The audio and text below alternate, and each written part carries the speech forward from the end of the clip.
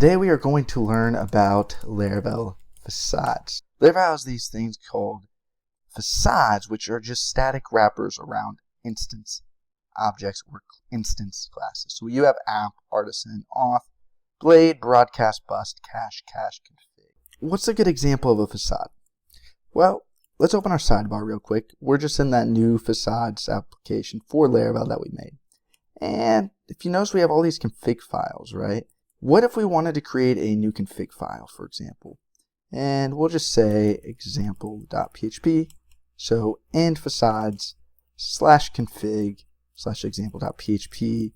We're going to just return site name clean code studio. How would we use this config facade that Laravel comes with by default to, for example, get the config example file output? First, we're going to go to PHP artisan tinker config get, and then we're going to say example. The reason we're saying example is, remember, we created an example file within our config that is config get example. Well, we properly get the site name clean code studio using the config facade. What would we have to do to create our own facade, our custom facade? Just like Laravel's facade, it's really useful to have facades. They're readable, they're clean, they're awesome to use. So step one, I like creating the services directory in just about any project I make in Laravel. Within the services directory, I'll create a new directory. We'll call this information. We'll get application information. And then I'm going to create two classes. And I'm going to call the first one info. And the info class is going to do one thing. And that's going to do public function. And then it's going to be example. We'll just say config example equals /config get example, just like we just did in the terminal. And then we're going to die and dump our config example.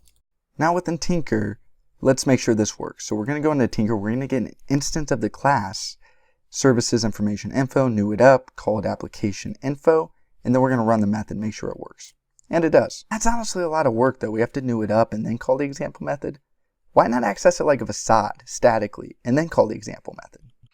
So how do we create our own facade?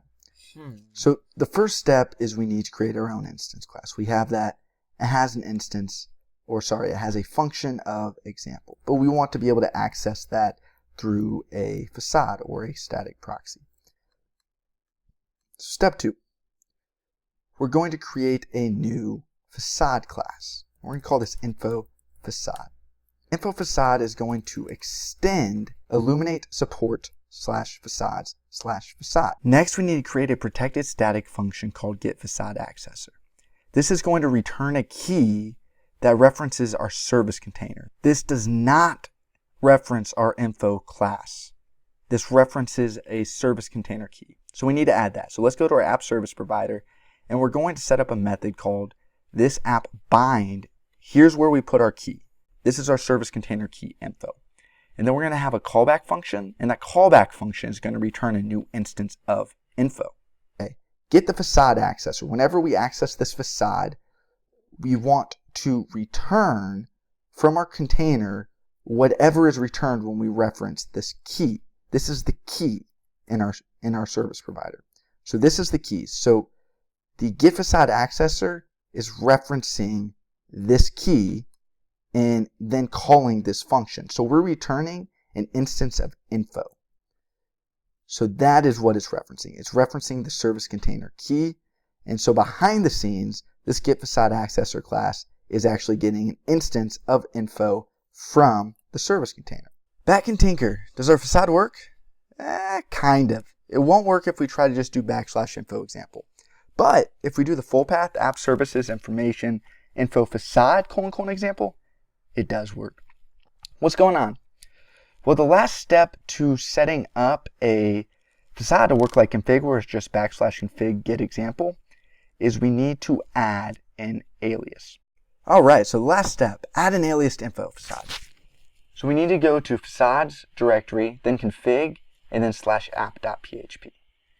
Now, if you notice, there's going to be a whole bunch of options. Most of these options are going to reference the env file by default. But if we scroll down, first we're going to see our providers, then we'll see our aliases. Now, I've got this in my clipboard, so I'm just going to paste this out real quick.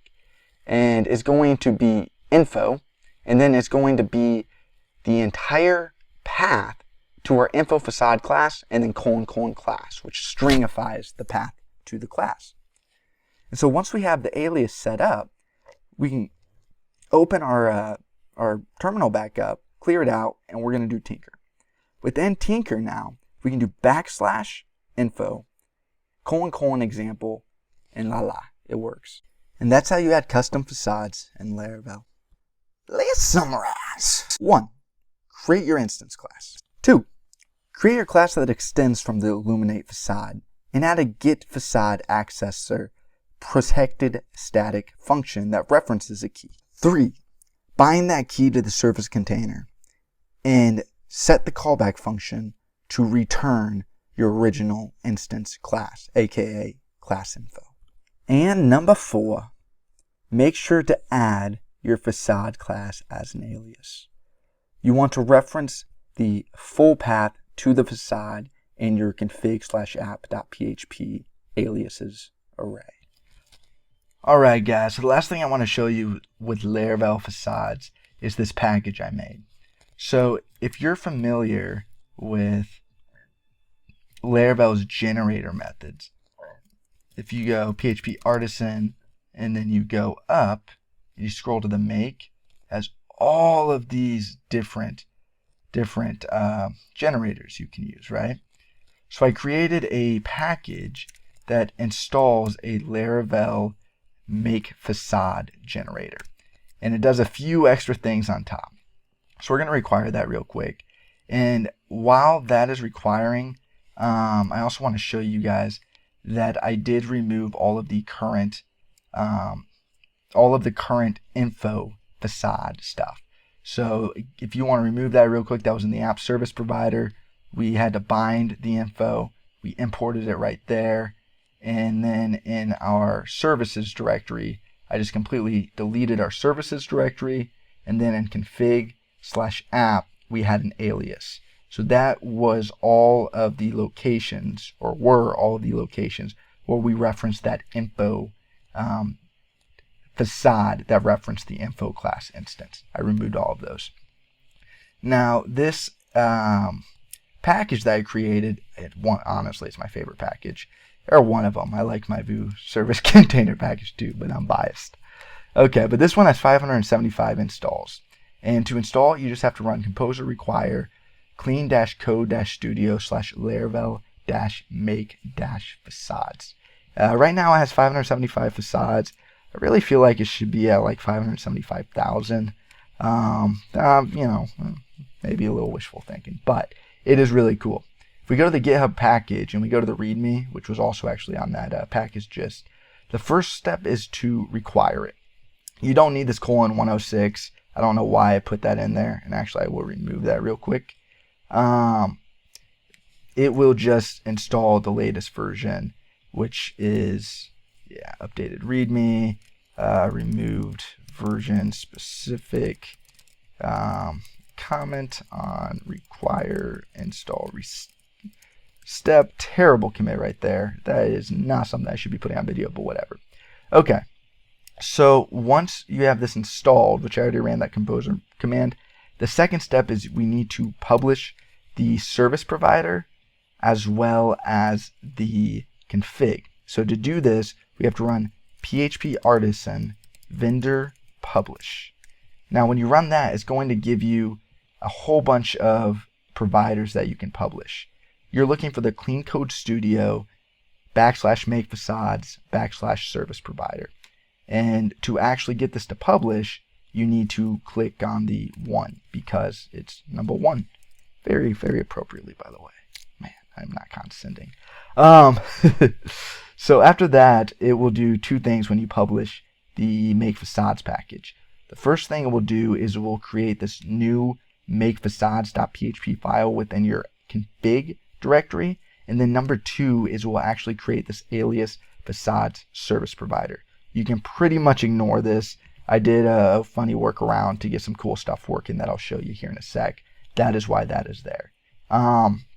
So check this out. So once that's installed, we can clear that out and we can go to our config.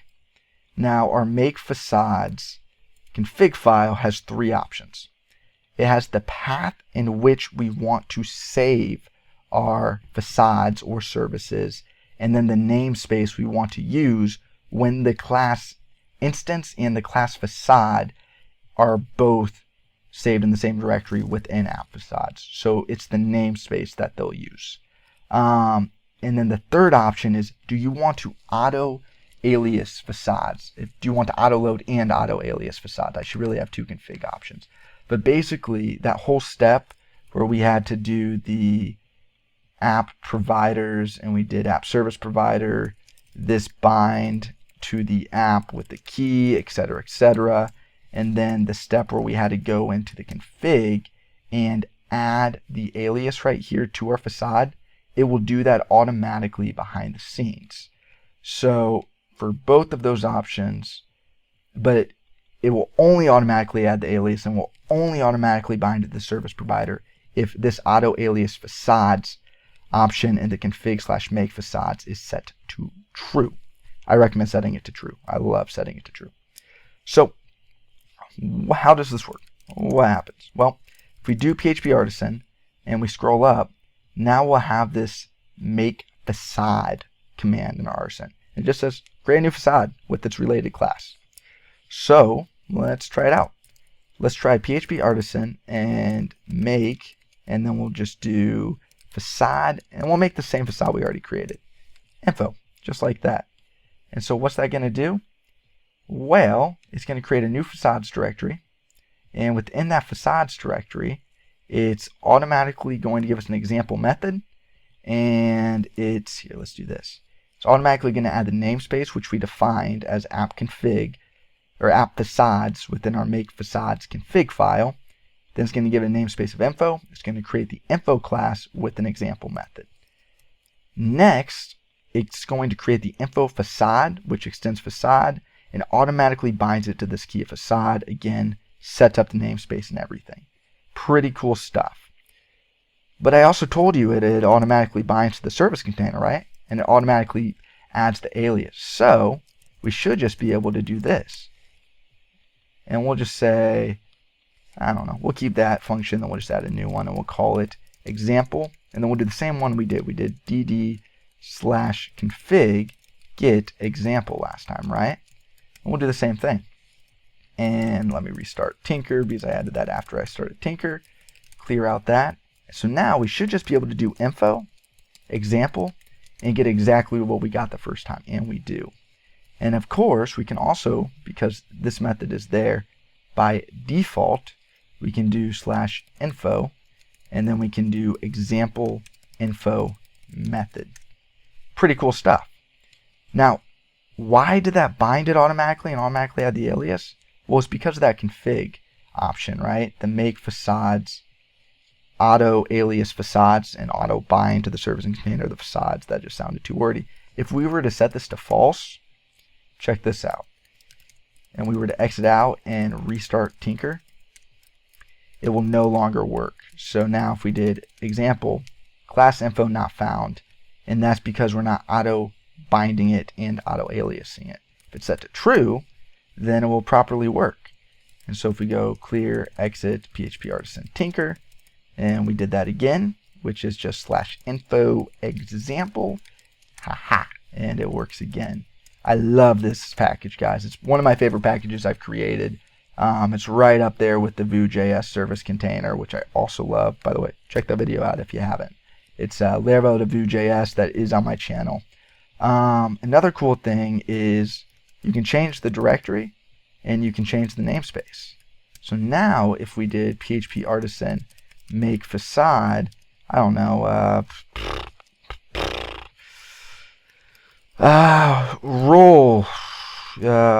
role checker facade, PHP Artisan make role checker facade. Because we changed the path and we changed the namespace, now it automatically created a new services directory, and the role checker automatically has the role service namespace, and so does the facade, role checker facade. So that works exactly how you would expect it to. And so now if we did PHP Artisan Tinker and we did /role checker, and we said, what is it? Example role checker method. What are we going to get? Well, role checker service registered for role checker facades. There is one caveat with this. When you change the directory after you already created facades, if you are auto binding the facade instance to the container and auto aliasing, because our config make facades is now pointing to the services namespace in the services path, we are no longer auto loading info. So if we were to do PHP Artisan Tinker and we did /info and we did info example, this will not work. To get that to work again, all we have to do is we have to move info into the services, and then we're going to have to change the namespaces from facades to services, and then info to services, just like that. And let's get rid of the facades directory while we're at it. And then once we restart Tinker, the info shall work again. And here we go. Boom. So there we go, guys. So that is the Clean Code Studio make facade generator. I love it. And actually, one last thing, if you try to do PHP Artisan Tinker, PHP Artisan make facade, and then you try to do info, it will already validate and say, hey, that facade already exists. You can't overwrite it. So pretty solid package, guys. One of my favorites. I use facades almost everywhere. The last thing I want to say is, if you guys learned something in this video, like and subscribe. Every single like and subscribe helps. That wasn't actually the last thing I wanted to say. The last thing I wanted to say is there are some downsides to facades. You'll hear people complain that facades don't follow technical best practices. And I have a whole nother video coming out on facades versus dependency injection and how real technical architectural best practices use dependency injection based on PSR, which is just basically a library of, I would say, ubiquitously accepted PHP interfaces that are used very, very commonly by extreme technicianists in the PHP engineering community. My thing is, it's always going to amount to this, guys. Facades are awesome. They're pretty. I love how they look like sentences. They capitalize the first word. They're easy to make, especially with that artisan make facade command. Like, they're awesome. They don't always follow best practices. Best practices says you should always use dependency injection. My bad, guys. Excuse me. And facades are harder to test than non-facades. That being said, when you use a facade, you're forced to depend on the service container, which is awesome, because then you can't just go through your entire application and just do new everywhere, which is also bad practice. So I think it's not bad practice. It's not the most technically correct thing you can do in software to manage dependencies and ultimately alleviate or manage complexity. But you also have to look at it contextually, you know, like, what is your team? What is your experience? What's the scope of the project? And the last really big thought I have on that is simplicity. The simplicity of your code, the visual understanding of your code, minimizing, alleviating visual debt is so underrated in the software and engineering field. And when you do follow technical best practices, and you guys know I'm an architecture junkie, you know, I've got a whole series on solid principles, for heaven's sakes. But there's a lot to be said for just simplicity, understandability, you know, like, it's not always about doing it the technically best way. It's about becoming a better engineer and making a decision based on the context of the project, the context of the team, the context of the general experience, the specific specialties of the team, how large the team is, and how large the project is. So guys, facades, and I'm sure I'm going to hear it in the YouTube comments, they can be considered not best practice, but so many things. And Laravel breaks so many rules, and I'm so happy they do. To me, so much of code, and this is going to sound cheesy, is about the care that you put into it, right? You know, it's about taking into account the context and deciding, what is the best way to do this? Who is going to read this? Who's going to work after me? Who else needs to work with this? I've been on several Fortune 500, enterprise scale applications, and great people. Some of the smartest, most intelligent people I've ever worked with are on those teams. But there's still teams of 40, 50, 60 people, and you break them out into Scrum. You do what you're supposed to do. But the smaller projects within the larger project, they still have to intercommunicate, So technical best practices, architectural best practices, they definitely have their use case, their purpose. But most times I'll opt for a mixture of managing complexity via technical best practices and following design principles and practicality, common sense. You got a big one of these. You're human, so use it. So when people say, facades are best practices or are not best practices, they're architecturally bad because they're harder to test than dependency injection. To each their own. Use it when it's useful, and don't make up your mind on, do you want to go with facades or do you want to go with dependency injection? Do you want to go with just dependency injection, or do you want to enforce the fact that you have to only inject interfaces? Take into account your surroundings, react. It's like the difference between a white belt and a blue belt in jiu-jitsu is, a blue belt knows what they're doing. They know the moves. A white belt is still learning the moves. A blue belt to a purple belt is a purple belt knows the moves really well, and they can, they know when to use them. A purple belt to a brown belts, they start to react on the situation. They'll use a first year learner move, right? They'll use a first week learner move when it's the right scenario. And then black belts, if they're really good black belts, they react, and it becomes instinct, and you decide based on what's around you, what's going on. You don't just say, hey, this is the best thing to do. Well, no. There is no best thing to do. You have to decide based on the context of the problem, on who your team members are, what's your position within the team. And are you learning architecture right now and you're just really biased towards that? Because learning architecture is great, but everybody goes through that phase where they learn software principles are it has to be this way. It's no, it doesn't.